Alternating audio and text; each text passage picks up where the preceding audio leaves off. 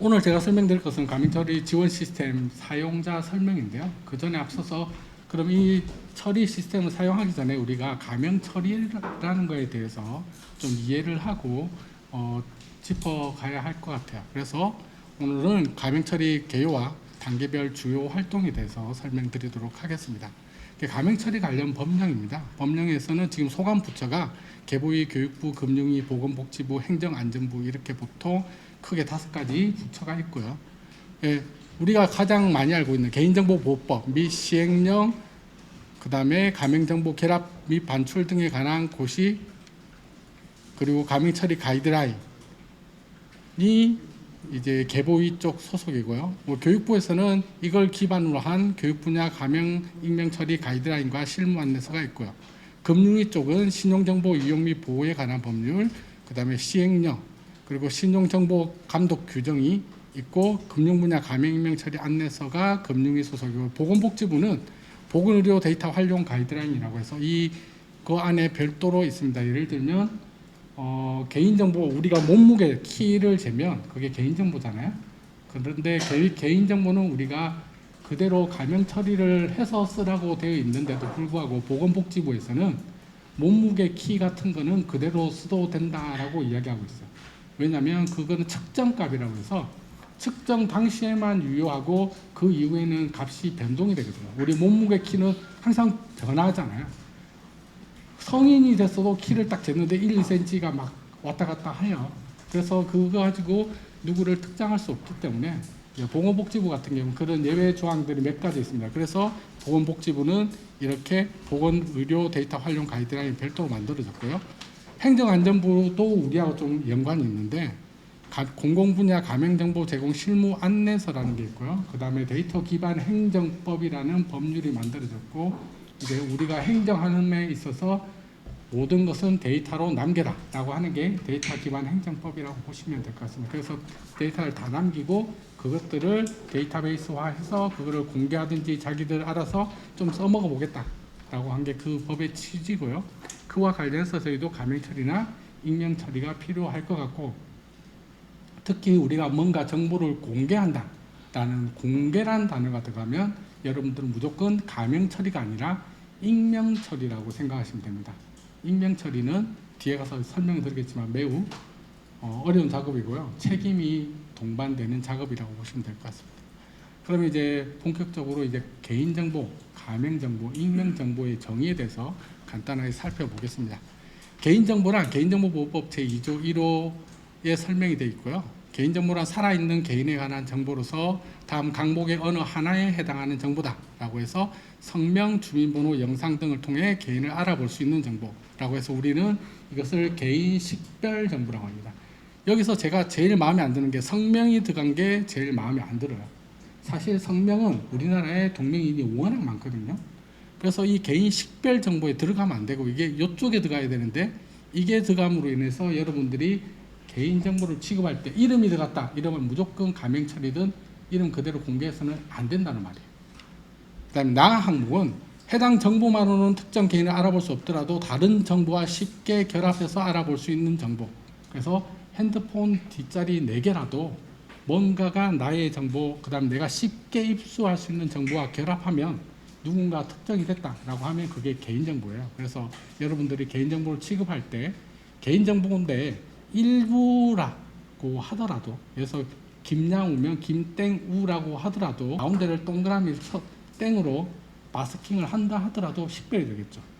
그래서 내가 개인정보의 일부라도 취급을 한다면 이거는 개인정보다라고 생각하고 여러분들이 주의하시는 게 매우 좋다라고 말씀드리고요. 마지막 다 항목은 이제 가목과 나목을 가명 처리함으로써 원래 상태에 복원하기 위한 추가 정보의 사용 결합 없이는 특정 개인을 알아볼 수 없는 정보, 가명 정보고요. 이게 개인 식별 정보라고 했고 이게 가명 정보라고 했고요. 그럼 이거는 어떤 용어를 쓰냐면 개인 식별 가능 정보입니다. 개인 식별 가능할 수 있다. 그래서 가능 정보라고 하고요. 개인 식별 정보는 그 자체로 개인 식별되기 때문에 쓰면 안 되죠. 그래서 제가 성명은 여기 있다는 게 잘못된 거였다는 좀 생각을 많이 하고요. 여기서 우리가 나중에 따로 설명드리겠지만 다른 정보, 추가 정보라는 용어가 있는데 이거 잘 기억하고 계셨다가 뒤에 설명드리겠습니다. 그리고 익명 정보라는 게 있어요. 시간, 비용, 기술 등을 합리적으로 고려할 때 다른 정보를 사용하여도 더 이상 개인을 알아볼 수 없는 정보가 익명 정보고요. 익명 정보도 뒤에 설명을 하겠습니다. 개인 정보, 개인 식별 정보가 있고 개인 식별 가능 정보가 있고요. 가명 정보가 있고요. 익명 정보가 있어요. 딱 봐도 개인 정보다. 뭐 주민번호, 운전면허 번호, 여권 번호는 개인 1인당 한 명당 한 명씩 1대1 매핑이 되는 거죠. 이거는 개인 식별 정보입니다.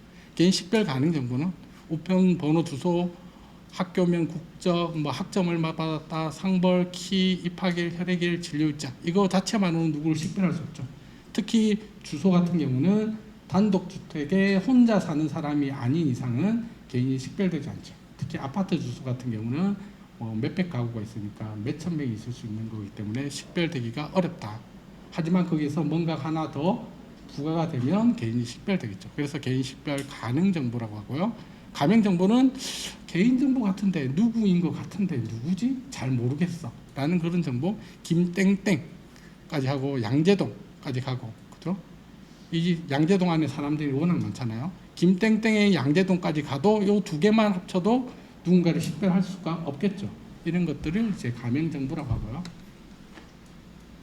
익명 정보는 도대체 누구지? 라고 하는 정보고요. 통계성 정보에 가깝다라고 보시면 될 것 같습니다. 그래서 통계 정보나 학술 정보에 우리가 제공할 때 익명 처리해서 제공을 합니다. 그럼 구체적인 사례는 조금 뒤에서 설명드리고요. 개인정보는 이렇게 얼굴, 윤곽, 코, 옷, 머리 색깔, 눈동자 색깔, 그 다음에 입술 아래 점까지 표현하는 게 개인정보다라고 하면 가명정보는 안 나오는 거죠. 여기서 참고로 점이 밑에 있는데요. 이 점이 위에 있으면 누군지 아시죠?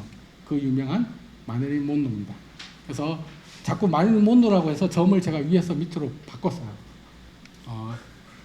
그러면 이제 식별이 되겠죠, 결국. 예. 가명 정보는 옷 색깔, 머리, 헤어, 눈동자 이런 것들이 전혀 안 나와서 누군지 이것만으로는 이 사람을 식별할 수가 없겠죠. 이게 가명 정보라고 보시면 되고, 익명 정보는 이게 사람인지 동그라미인지 아니면 반달인지 3명인지 5명인지도 알 수 없는 정보. 그게 익명 정보라고 이해를 하시면 좋을 것 같아요. 그래서 개인정보보호법에 제18조 2항 4호에 이런 항목이 있어요. 통계 작성 및 학술 연구 등의 목적으로 필요한 경우 특정 개인을 알아볼 수 없는 형태로 개인정보를 제공하는 경우에는 정보 주체의 동의 없이도 가능하다라는 게 있었는데 20년 8월 5일자로 이게 사라졌어요. 삭제되면서 요게 만들어졌습니다. 통계 작성, 과학적 연구, 공개적 기록 보존을 위해서는 정보 주체 동의 없이 강의 정보를 처리할 수 있다.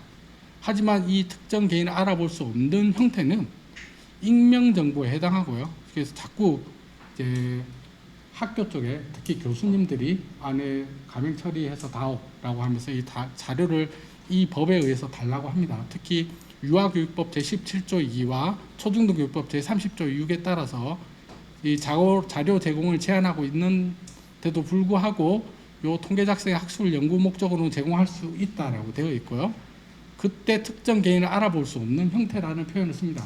이거는 가명 정보가 아니고요, 익명 정보입니다. 익명 정보는 정말 어려운 거예요. 그래서 익명 정보는 보통 익명성 K라고 하는데요.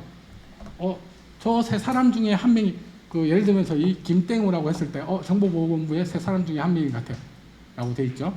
그 세 사람 중에 한 명이다. 라고 하는 거를 익명성으로 K는 숫자 K 이퀄 3이라고 합니다. K 익명성 3. 뭐 그게 10명 중에 한 명이다. 이러면 K는 10이라고 하고요. 그 다음에 30명 중에 한 명이다. 이러면 K 값은 30이라고 합니다. 지금 현재 교육부에서는 K 익명성에 대해서 30 이상을 두어라 라고 이야기를 하고 있고요. 그렇게 익명성을 줘야만이 그나마 좀 안전하다라고 이야기를 하고 있습니다. 실제로 지금 익명 쪽은 다른 데는 거의 안 하고 있고요. 금융 쪽에 하고 있는데 금융 쪽에도 최근에 익명 처리해달라고 했는데 그 사람도 익명 처리 잘못했다가 자기들이 하는데 잘못하면 나중에 개인 식별되면 처벌을 받거든요. 5년 이하 징역권 5천만 원 이하의 벌금에 해당할 수 있어요. 그러니까 익명 처리하기가 쫄리잖아요. 그래서 결국은 모든 필드를 엔드 조건을 넣는 거예요. 아까 전에 성명, 주소, 전화번호 뭐 이런 것들을 다 엔드 조건으로 했을 때 사람을 K 값을 30 이상으로 된 거를 보고 오케이 이 정도면 익명이야 하고 공개를 했다는 거예요. 이게 왜 익명 정보로 사람들이 곤란해하냐면 미국의 매사추세츠 주지사가 어떤 학생이 그리고 언론에서 비교를 해보니까 선거인 명단하고 그다음에 우리나라 보건복지부 같은 데서 공개하는 복지의료 통계 자료가 그 두 개를 결합하니까 딱 도출이 된 거예요. 그래서 이 익명정보라고 해도 통계정보라고 해도 그게 몇 개가 결합이 되면 개인이 식별될 수 있다. 그래서 통계정보에 대해서는 좀 강하게 이제 K값을 넣는 경향이 있다라고 보시면 될 것 같고, 여러분도 혹시 익명정보 이제 통계정보 제공해달라고 했을 때 그런 것들 많이 고려하셔야 되고요. 그런 것들을 잘 모르겠다라고 하면 제공 전에 저희 쪽에 문의를 하시면 저희가 컨설팅을 해드립니다. 그래서 가명정보, 익명정보 약간 기술적인데요. 이제 식별 가능성, 보건 가능성, 가명정보는 식별 가능한 게 있으면 안 된다는 말이고요. 보건 가능해도 안 된다는 말이에요. 익명정보는 식별 가능도 안 되고 보건 가능도 안 되고 특정 가능도 안 되고 추론도 안 되고 어떤 거와 연결해서 식별돼서도 안 된다. 이걸 다 하지 못하게 되어 있다라고 보시면 될 것 같고요. 그래서 이 가명 처리하는 기술이 있어요. 그래서 아까 전에 익명정보에 싱글아웃이 있었죠.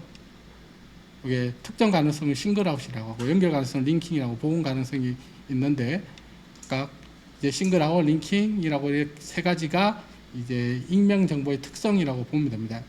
애그리게이션이라고 통계 처리를 하죠. 우리가 통계 처리를 하면 이 세 가지 익명성을 특성을 다 만족한다라고 이야기를 하고 있고요. 그다음에 마스킹, 우리 김땡우 같은 거, 네, 마스킹을 할 때는 네, 싱글아웃은 되는데 여기 연결 가능성은 안 되고, 그 다음에 추론 가능성에 대해서는 파셜이죠. 파셜리 하게 된다. 그냥 일부만 된다. 전체로 안 된다. 그래서 이런 기술을 익명정보 할 때는 이런 기술을 쓰면 안 되겠죠. 물론 이런 기술을 썼다라고 했을 때 여기 추론 가능성과 연결 가능성을 yes로 하는 기능과 같이 두 가지 이상을 기술을 적용하면 물론 익명 처리가 되겠죠. 그래서 이런 익명 처리 기술도 있습니다. 개인정보, 개인식별 정보와 개인식별 가능 정보가 있는데요. 이게 개인정보입니다. 자, 이름, 생년월일, 전화번호, 주소, 국회의원이고 배우자, 아들, 딸 이렇게 다. 금액도 저기 대출액은 원 단위까지 있죠. 그러면 잘못된 가명 처리는 뭐냐면 이렇게 가명 처리해서 매핑 테이블 이름을 바꿨어요. 다른 이름 홍길남을 가명자라는 이름을 바꿨고 생년월일을 삭제했고요. 핸드폰은 암호화해서 더 이상 안 되게끔 하고 주소도 이거를 이제 범주화라고 또는 일반화라고 해서 여기 동까지 국까지만 잘랐죠. 밑에 걸 잘랐죠. 그런데 직업에는 국회의원이 있어요. 그 다음에 요거는 그대로 있죠. 그럼 이게 왜 문제가 되냐면 이 구에 속한 국회의원은 한 명밖에 없어요. 그죠? 해당 지역에. 그러면 이 사람은 홍길남이라는 사람이네 라고 식별이 되겠죠. 그래서 이거는 가명 처리가 잘못된 사례다 라고 보는 거고요. 그래서 이거를 삭제해야 되죠. 그래서 요게 올바로 된 가명 처리입니다. 그럼 이 가명 처리는 대출액이 이 금액이면 이 은행에 근무하는 사람 알게 되는 거 아니냐. 내가 이 금액을 대출 담당자였는데 이 정보를 보면 이 사람은 홍길남인데 가명정보 아니잖아 라고 이야기할 수 있겠죠. 근데 여기서는 어떤 오류가 있냐면 이 가명정보는 앞서 말씀드렸듯이 통계 작성, 과학적 연구, 공식 기록 보존을 위해서 쓰는 거죠. 그때 벌써 누가 쓰는지가 결정이 돼요. 그러니까 이 가명 처리를 예를 들면 송진욱 선생님이 쓰기로 했다라고 하고 가명 처리를 해서 가명 정보를 줬는데 은행 사람은 쓸 수가 있어요, 없어요? 못 쓰는 거죠. 만약에 이 정보가 은행 사람을 위해서 주기로 했다라고 하면 이 잔액과 대출액을 바꿔야 되겠죠. 그러니까 취급하는 그 가명 정보를 취급하는 사람이 개인을 식별할 수 없게 만드는 게 가명 정보다라고 보시면 될 것 같고요. 모든 사람들이 이게 개인이 식별될 수 없도록 만드는 게 익명정보고요. 그 익명정보가 요겁니다. 이렇게 대출액을 그 해당 은행 대출 담당자는 이 금액만 보면 누군지 알 수 있기 때문에 이걸 결국 범주하는 거죠.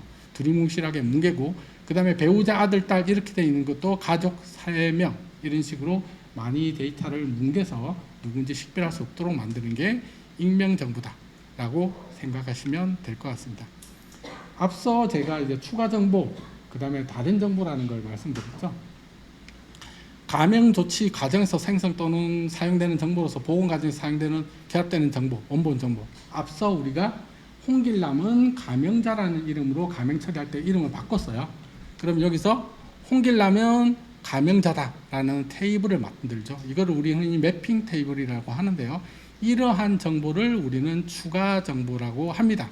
이러한 추가 정보 외에 모든 정보는 다른 정보라고 하고요. 그게 개인정보보호법에 보면 특정 개인 알아볼 수 없더라도 다른 정보, 그러니까 앞서 말씀드렸듯이 핸드폰 주소로 있는 정보, 이게 다른 정보가 되겠죠. 이거는 가명 처리하면서 만들어진 정보가 아니잖아요.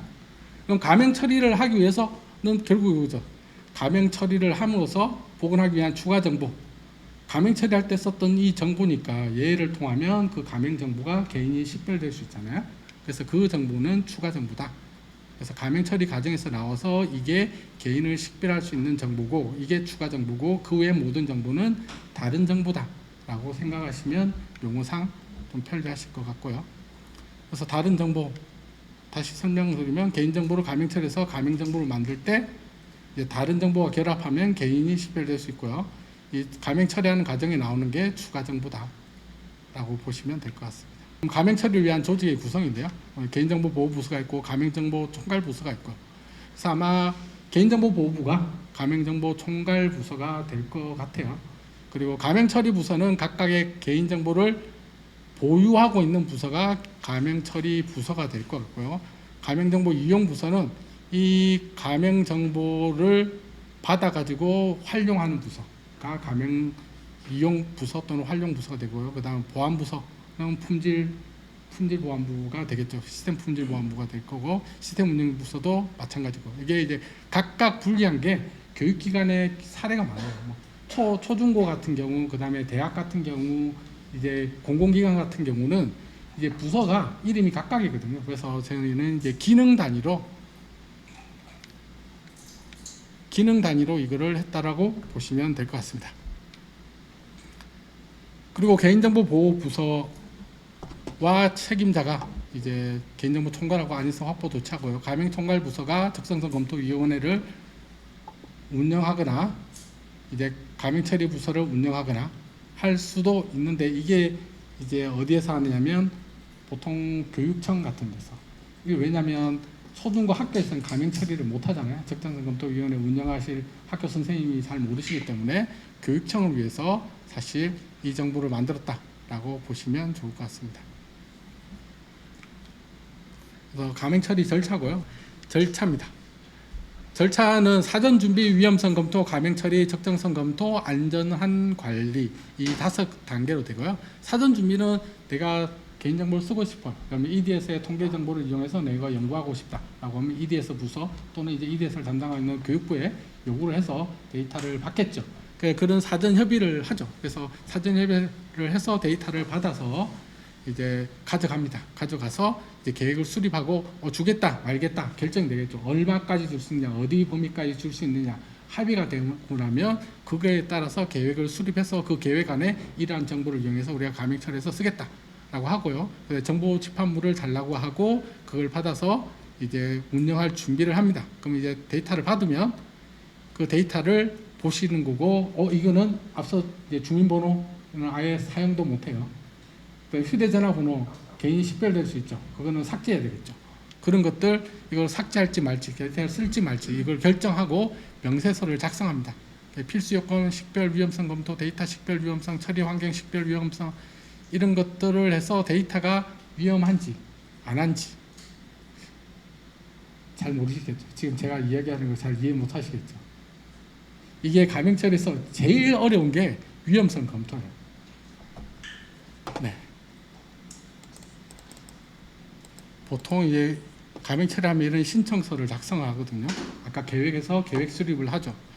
그러면 우리는 2015학년도 입학 학생에 대한 전형 교수는 학적, 성적, 취업 정보를 종단적으로 분석 및 연구를 위해서 연구를 하고, 그 결과에 따라서 전형 요소 타당한 방안을 연구해서 전형 요소에 이런 학생을 많이 받아들이겠다. 예를 들면 특수 이제 우리 자사고 같은 학생들이 좀 더 학업 성적이 높고 이러면 자사고에 대한 어드밴티지를 좀 더 주겠다. 이런 식의 이제 입시 분석을 해서 입시 전형에 반영하겠다. 이런 이야기죠.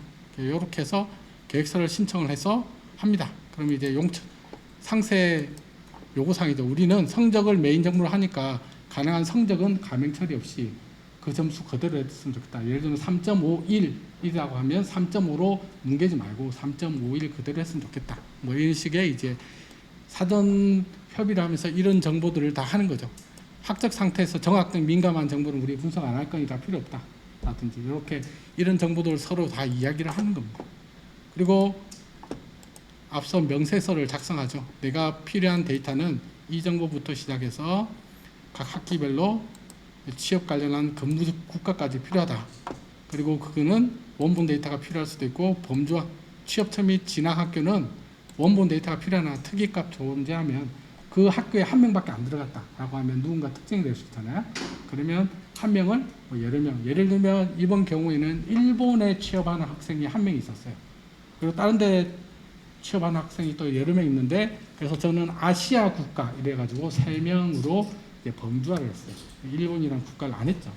그런 식으로 할 수 있다라고 이제 요구를 하는 거죠.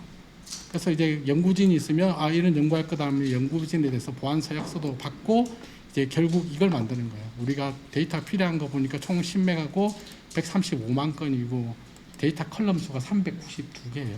예를 들면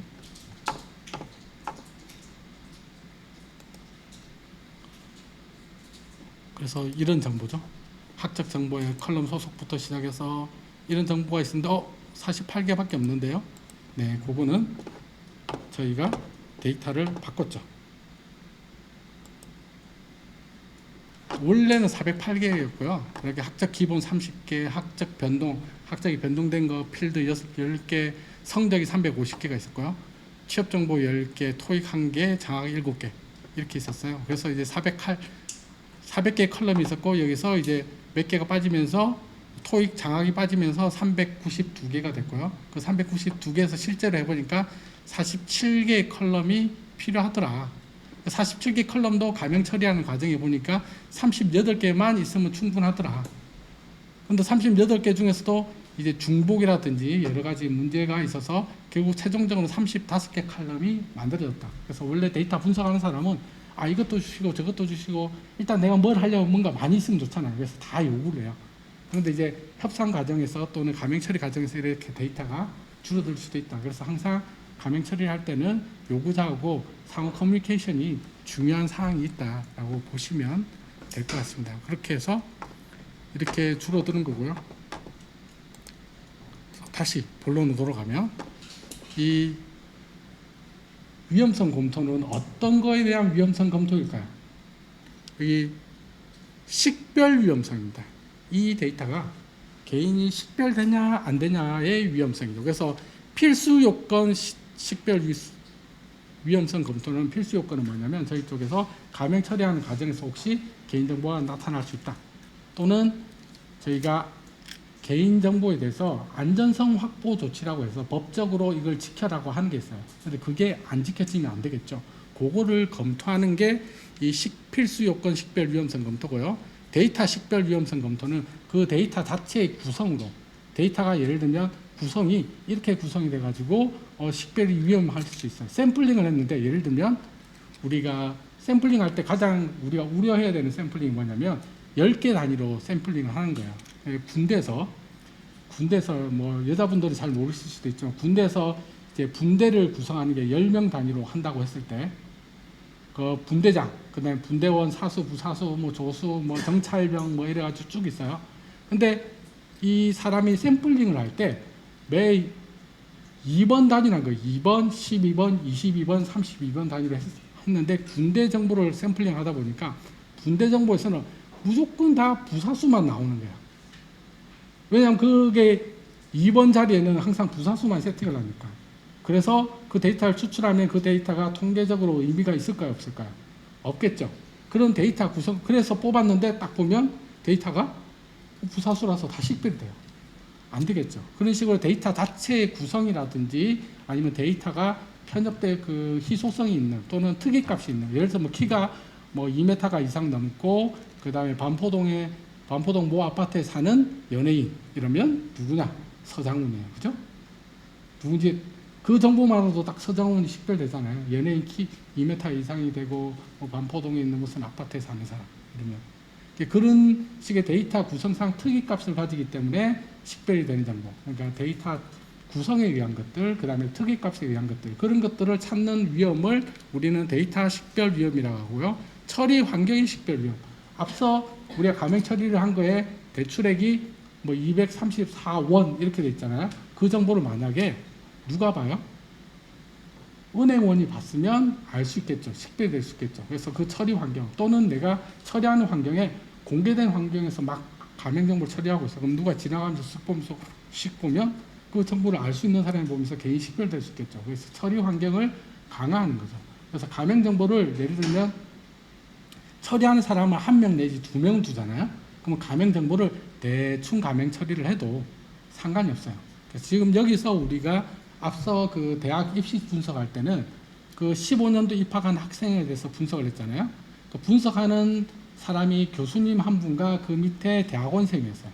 그 대학원생 중에는 그 15학년도에 입학한 학생이 포함되지 않도록 제한을 했습니다. 그게 처리 환경의 식별 위험성입니다. 이런 그 장소적인 거, 그 다음에 사람에 대한 것들, 그런 것들에 대한 처리 환경을 보고, 이 사람이 들어가면 위험하겠는데 얘는 빼야 되지. 아니면 이런 사람이 들어가면 뭔가 통제를 더 해야지. 좀 더 뭐 들어가고 나갈 때, 뭐 공수래 공수라고 하잖아요. 뭐 분석실에 들어갈 때는 빈손으로 들어갔다가 나올 때는 빈손으로 나온 거. 무슨 다른 외부 자료를 들고 가서 하면 그걸로 인해서 결합해서 분석이 되겠죠. 외부 자료를 갖고 들어갈 때 그 외부 자료는 추가 정보일까요? 다른 정보일까요? 앞서 설명드린 바에 의하면 가명 처리하는 과정에서 나오는 추가 정보 외에는 모든 건 다 다른 정보다. 그래서 가명 처리, 익명 처리할 때 다 다른 정보다. 그래서 이런 것들을 검토해가지고 위험하다, 안 하다 이것들을 이제 보고서로 만드는 게 위험성 검토 결과 보고서고요. 이 보고서가 다 나오고 나면 이제 이 보고서에 뭐라고 나오냐면 이름은 성명은 매우 위험함으로 삭제 요망 이렇게 쓰는 데도 있고 이름은 매우 위험함으로 가명 처리가 요구됨 또는 그 주민번호는 아예 못 쓰는 거고요. 그다음에 주소는 지금 현재 서비스 목적의 주소는 필요가 없으므로 꼭 굳이 필요하다면 시군 구 정도로 범주와 등의 가명 처리가 필요함 이런 식으로 이제 가명 처리 위험성 검토 결과 보고서가 나옵니다. 그러면 그걸 따라서 우리가 수준 정의표를 작성하죠. 수준 정의표는 요까지는 사실은 이제 행정적 처리예요. 앞서 말씀드렸듯이 주소는 범주화가 필요하다라고 하면 아까 우리 목록을 만들었죠. 이름, 주소 뭐 이런 거 쭉쭉쭉 나왔죠. 주소. 그러면 주소 옆에다가 뭐라고 쓰냐면 범주화, 시군구까지 범주화라고 해서 표시를 하고 이 가명 처리 수행하는 사람은 다른 사람이 하는 거예요. 시스템적으로. 그래서 가명 처리 물론 같이 할 수도 있는데 그 사람이 이 가명 처리 수준표 보고 주소는 시군구로 범주화가 나왔네. 그럼 범주화 해야지 하고 범주화하면 되는 거예요. 그리고 데이터가 나오면 이 데이터에서 아까 엔드 조건을 만들어서 누군가 특정 1명, 2명, 보통 3명까지는 우리가 특이값이라고 합니다. 그래서 경우에 따라서 30명도 특이값이라고 할 때도 있어요. 그래서 특이값이 있는지 없는지 보고 없으면 통과인데 있으면 다시 가명 처리를 해야 되죠. 근데 이제 이거는 내 생각에는 가명 처리가 잘 됐다고 보는데 좀 더 전문성이 있는 사람의 검토가 필요하죠. 그리고 물론 이게 이제 가명 처리 적정성 검토를 해가지고 괜찮아 라고 외부 전문가가 오케이 해주면 나중에 사고가 나더라도 안 하는 전문가를 통해서 적정성 검토까지 했다. 내가 오케이 한 거 아니야 라고 하면 면피가 되겠죠. 사실 뒤에도 설명드리겠지만 요 위험성 검토, 가명 처리, 적정성 검토 요까지는 법적 요구사항이 아니에요. 그냥 권고사항이에요. 법에서 요구 안 했다고 해서 처벌받지는 않습니다.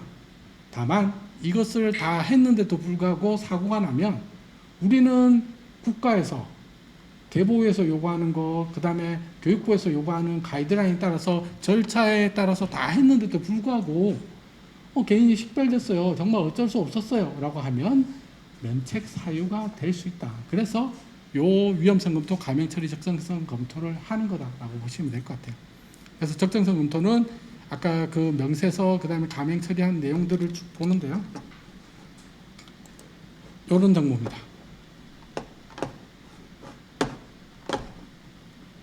원본 정보죠. 원본 정보. 현재 소속대학 경영대학에는 뭐 645명의 데이터가 있고 법과대학은 이래 있었고 각과는 이래 있고 전공 단위로 이렇게 사람들이 있었고 이런 정보들이 쭉 전부 다 표시해야 되는 거죠. 뭐 정확도 있었는데 필요가 없다고 했죠. 아까 전에. 일단 원본 데이터입니다. 원본 데이터 분포. 그리고 대상 데이터 명세입니다. 나는 이거는 이렇게 바꾸고 싶어 라고 하는 거죠. 소점까지 숫자리까지 다 한다. 그래서 예시로 데이터는 이렇게 값이 매핑 될 거다. 그리고 분포도입니다. 분포도 남자 3,400, 여자 3,500, 3,049명 뭐 이런 식의 학적 상태 이게 몇 퍼센트에 해당한다. 일단 기타는 뭔지 모르니까 2명이라도 상관이 없겠죠. 특정이 안 되겠죠.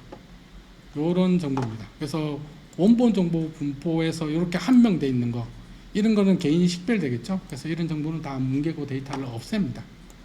그래서 데이터를 다 없애가지고 이렇게 1이나 2가 없게끔 3까지 없게끔 만들었죠. 아까 기타는 해당 항목이 없기 때문에 기타는 2도 OK로 놔둔 상황이고요. 아까 학점은 하나가 있어도 원본 데이터 목적상 크게 문제가 되지 않는다라는 우리 적정성 검토 위원들의 평가에 따라서 그대로 놔두기로 했습니다. 그래서 이렇게 대상 자료가 분포가 되는 거죠. 이런 정보들을 다 적정성 검토 위원들에게 주고 적정성 검토 위원들이 이걸 보고 적절해 안 적절해 라고 판단합니다. 이 엑셀 파일 자체가 기초 자료 명세라고 하고요. 그래서 이 정보를 상세 목적 요구 서약서까지 이런 걸 다 보고 원래 판단을 해서 이야기를 한다라고 보시면 될 것 같습니다.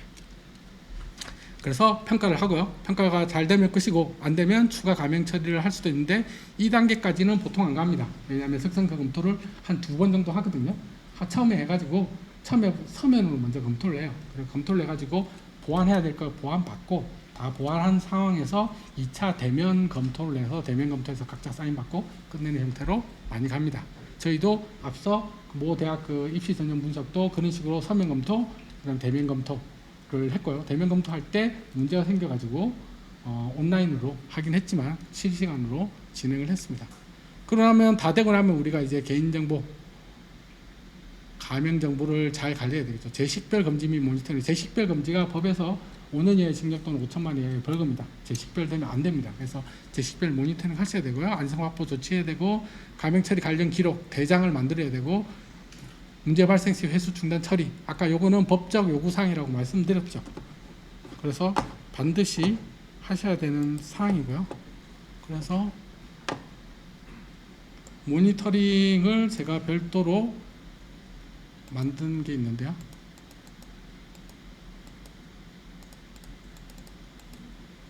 요겁니다.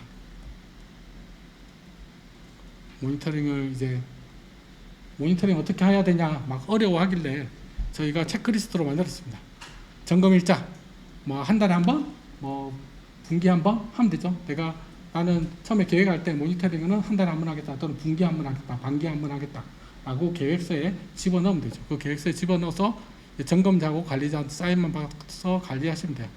가명 처리 사용 위에 관련 법령의 개정 및 시행이 발생했느냐 이 뭐냐면 법령이 바뀌어서 뭐 모니터링을 더 해야 된다든지 그게 있는지 확인하는 절차, 법적인 사항. 그 다음에 가명 처리 앞서 기술을 썼잖아요. 앞서 아까 파셜하게 되는 게 있고 지원이 안 되는 게 있다고 말씀드렸죠. 뭐가 안 된다고 했죠? 마스킹, 그죠? 마스킹은 안 된다고 했고, 그 다음에 애그리게이션, 통계 처리는 다 적용된다고 했죠. 근데 통계 처리가 다 된다고 했는데 갑자기 어느 날 갑자기 싱글아웃에 문제가 생겼어요. 취약점이 발생해서.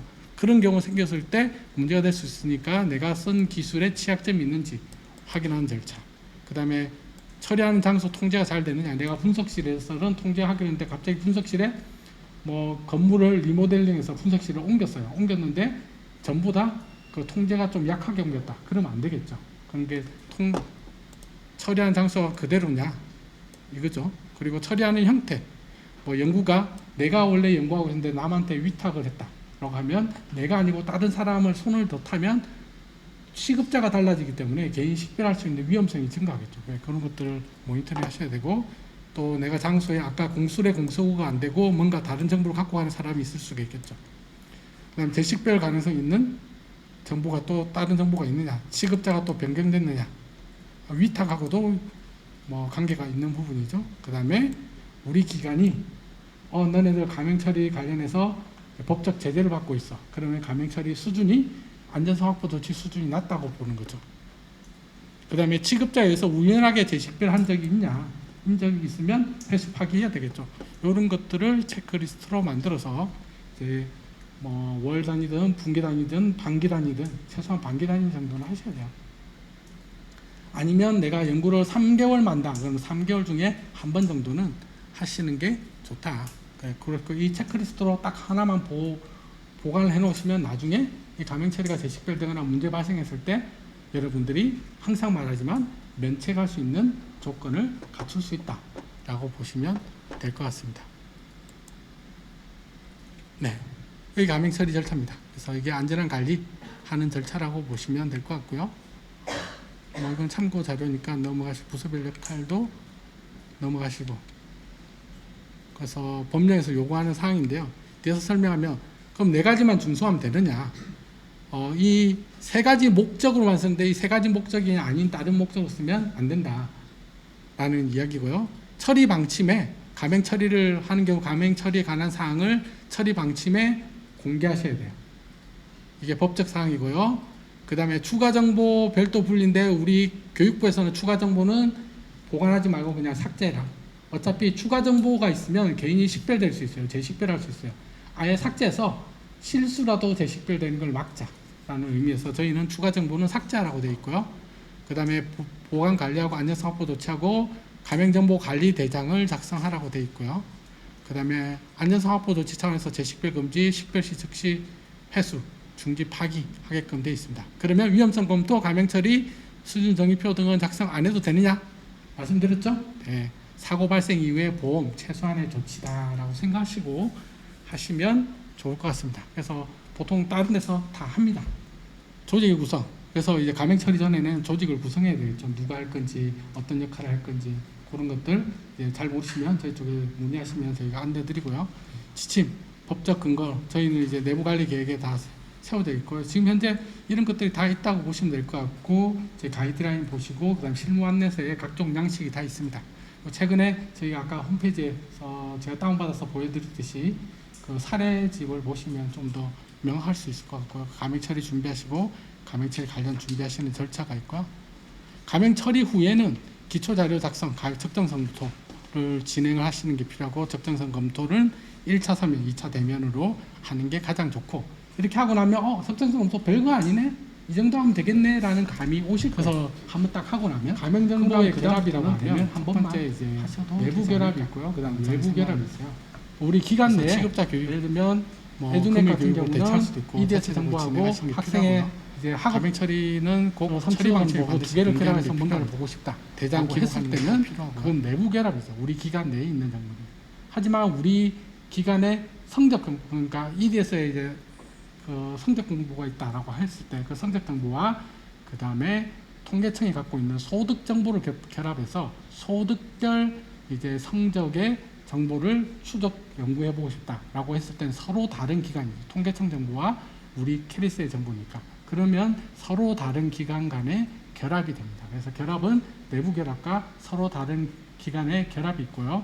내부 결합은 우리 마음대로 해도 되지만 서로 다른 기관 간의 결합은 결합 전문 기관을 통해서만 할 수 있고, 저희 기관이 결합 전문 기관이기 때문에 우리 기관을 통해서도 할 수 있으나 뒤에 설명드리겠지만 약간 제약이 있습니다. 우리 데이터를 결합할 때는 그건 뒤에서 설명드리고요. 지금 이 표는 서로 다른 기관 간의 결합할 때 이야기입니다.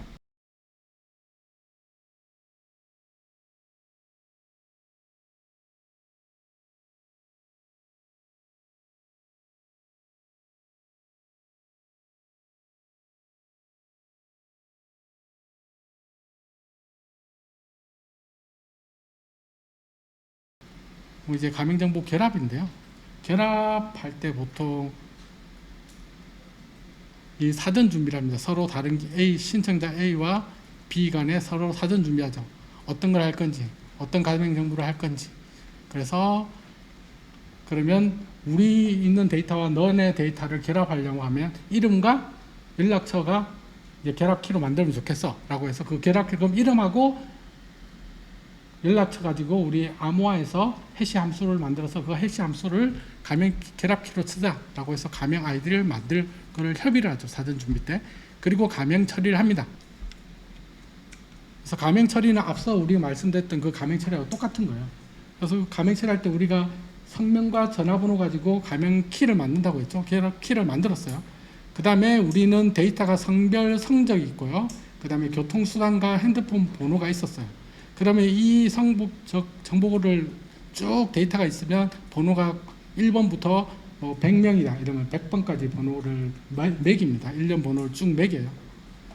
매겨서 이 데이터가 셋이 만들어지죠. 결합키와 1년 번호와 원래 실제 데이터가 만들어지죠. 그럼 이 데이터에서 결합키와 1년 번호를 결합키 관리 기관에 줍니다. 안 해도 되는데 지금 법이 그렇게 만들어졌어요. 이게 이제 키사거든요. 키사에게 주고요.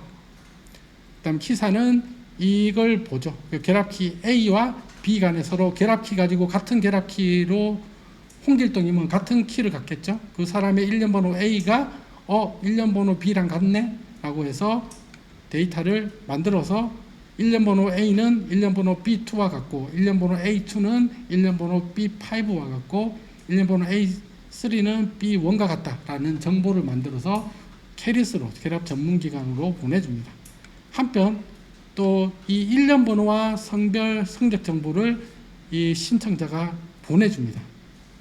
보내주면 우리가 요 1년 번호를 가지고 요 1년 번호가 있죠. 1년 번호 있고 요 1년 번호와 요 1년 번호를 보죠. 이 데이터 가지고 1년 번호로 매핑을 해서 1년 번호 A1이 앞서 A1이 B2와 같다고 했죠. 그럼 A1 데이터와 B2 데이터를 결합을 합니다. 그러면 성적 1, 성별 1과 성별 성적 1과 교통수단 2와 핸드폰 사용시간 2가 하나의 데이터로 만들어지겠죠.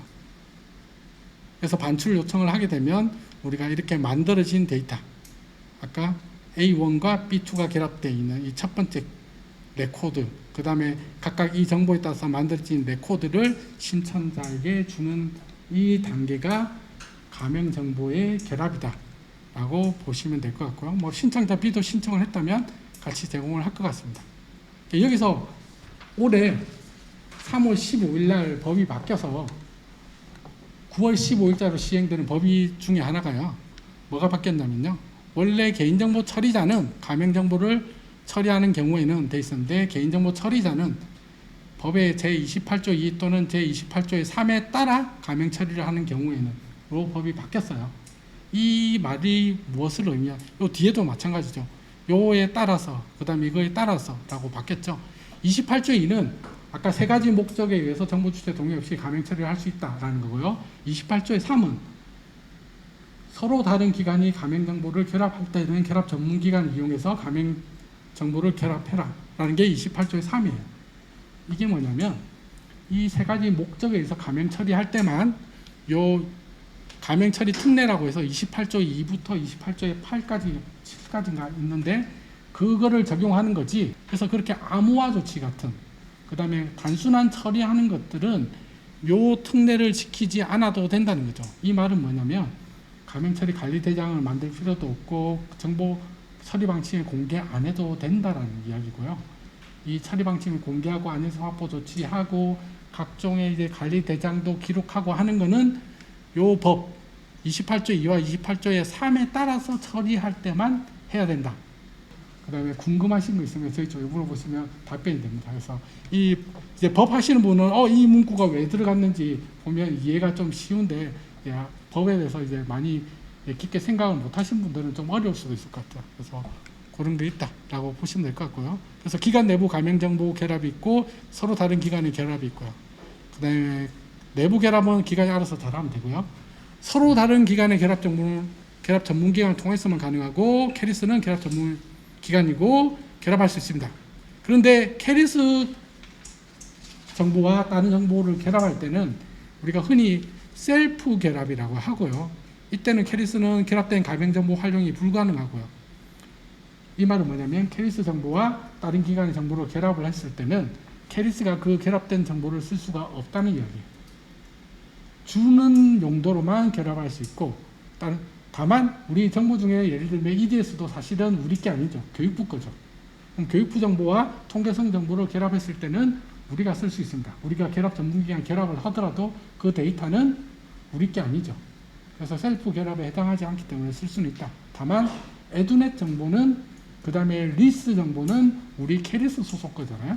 그 정보는 다른 정보와 결합했을 경우에는 우리가 쓸 수 없고 다른 사람에게만 줄 수 있다. 원칙적으로는 어렵다 라고 보시면 될 것 같습니다.